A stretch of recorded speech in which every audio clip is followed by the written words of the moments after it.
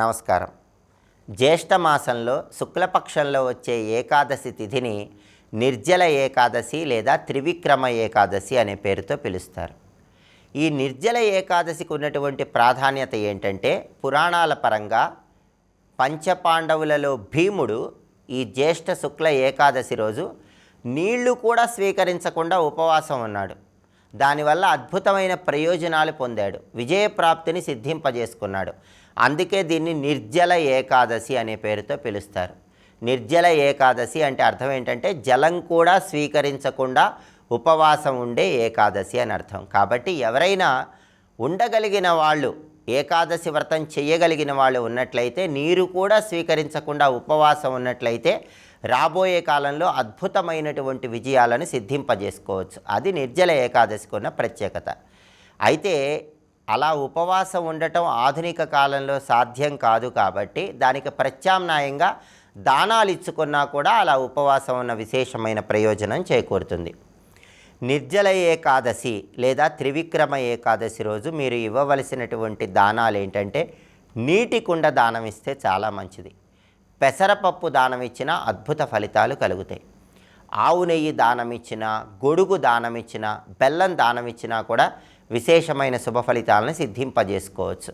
కాబట్టి ఏకాదశి వ్రతం ఉండలేని వాళ్ళు దానికి ప్రత్యామ్నాయంగా ఈ దానాలు ఇచ్చుకోండి. సహజంగా ఏకాదశి వ్రతం పేరుతో ఉపవాసం ఉండటం, జాగరణ చేయటం, మర్నాడు ద్వాదశి రోజు ఎవరికైనా భోజనం పెట్టి ఆహారం స్వీకరించటం, ఇలా ఏకాదశి వ్రతం చేస్తూ ఉంటారు. అయితే ఆ ఏకాదశి వ్రతం చేయటం ఆధునిక కాలంలో ఉద్యోగ పరిస్థితుల్లో కష్టం కాబట్టి, దానికి ప్రత్యామ్నాయంగా గొడుగు దానం ఇచ్చినా, నీటి కుండ దానం ఇచ్చినా, పెసరపప్పు దానం ఇచ్చినా, ఆవు నెయ్యి దానం ఇచ్చినా, బెల్లం దానం ఇచ్చినా ఈ నిర్జల ఏకాదశి సందర్భంగా ఏకాదశి వ్రతం చేసిన ఫలితం కలుగుతుంది.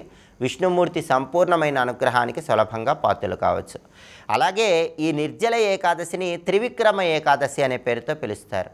శ్రీమన్నారాయణమూర్తికి సంబంధించిన 24 స్వరూపాలలో త్రివిక్రమ స్వరూపానికి సంబంధించినటువంటి ధ్యానాన్ని ఈరోజు నిర్వహించాలి. అందుకే ప్రతి ఒక్కరూ స్నానం చేసి ఇంట్లో దీపారాధన చేశాక ఓం త్రివిక్రమాయ నమః ఈ మంత్రాన్ని 108 లేదా 54 లేదా 21 సార్లు మీ వీలును బట్టి జపించుకోవాలి. త్రివిక్రముడైనటువంటి శ్రీమన్నారాయణమూర్తి అనుగ్రహం వల్ల వృత్తి, ఉద్యోగ, వ్యాపార రంగాల్లో మంచి సత్ఫలితాలను సిద్ధింపజేసుకోవచ్చు. అలాగే ఈ త్రివిక్రమ ఏకాదశి సందర్భంగా గృహంలో పూజ ఎలా చేయాలంటే, లక్ష్మీనారాయణల చిత్రపటాన్ని పూజా మందిరంలో ఏర్పాటు చేసి, ఆ చిత్రపటానికి గంధం బొట్లు, కుంకుమ బొట్లు అలంకరించి, ఆ చిత్రపటం దగ్గర వెండి ప్రమిదలో ఆవు నెయ్యి పోసి 3 ఒత్తుల దీపాన్ని వెలిగించాలి. తులసి దళాలతో లక్ష్మీనారాయణల చిత్రపటానికి పూజ చేయాలి. తులసి మాలికను అలంకరించాలి. అలాగే వీలైతే మీ ఇంటి ఆవరణలో పెరిగిన పుష్పాలను శాల పుష్పాలు అంటారు. ఈ శాల పుష్పాలంటే విష్ణువుకు చాలా ప్రియం కాబట్టి, మీ ఇంటి ఆవరణలో పెరిగిన పుష్పాలు, శాల పుష్పాలతో లక్ష్మీనారాయణల చిత్రపటానికి పూజ చేయండి. అదేవిధంగా తెల్లగన్నేరు పూలు, నందివర్ధనం పూలు విష్ణువుకు ప్రియమని నరసింహ పురాణంలో చెప్పారు. తుమ్మి పూలు, జాజి పూలు విష్ణువుకు ప్రియమని నారద పురాణంలో చెప్పారు. కాబట్టి తెల్లగన్నేరు పూలు, నందివర్ధనం పూలు, తుమ్మి పూలు, జాజి పూలు ఈ పుష్పాలలో మీకు ఏవి అందుబాటులో ఉంటే వాటితో లక్ష్మీనారాయణల చిత్రపటానికి పూజ చేయండి. అలాగే లక్ష్మీనారాయణలకి పచ్చకర్పూరంతో హారతిస్తే అద్భుత ఫలితాలు కలుగుతాయి. కాబట్టి ముద్ద కర్పూరం కన్నా కూడా పచ్చకర్పూరంతో ఇచ్చే హారతి అద్భుత ఫలితాలను ఏకాదశి రోజు కలిగింపజేస్తుంది. కాబట్టి ముద్ద కర్పూరం కన్నా పచ్చకర్పూరంతో హారతి ఇవ్వండి. పచ్చకర్పూరం కొద్దిగా తీపి పదార్థాల్లో కలిపి ఆ తీపి పదార్థాలు లక్ష్మీనారాయణల చిత్రపటం దగ్గర నైవేద్యంగా సమర్పించండి.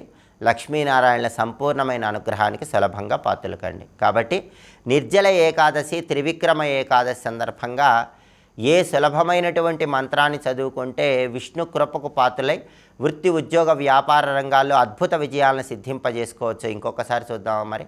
ఓం త్రివిక్రమాయ నమః ఈ ఒక్క మంత్రం విష్ణుమూర్తి సంపూర్ణమైన అనుగ్రహాన్ని కలిగింపజేస్తుంది.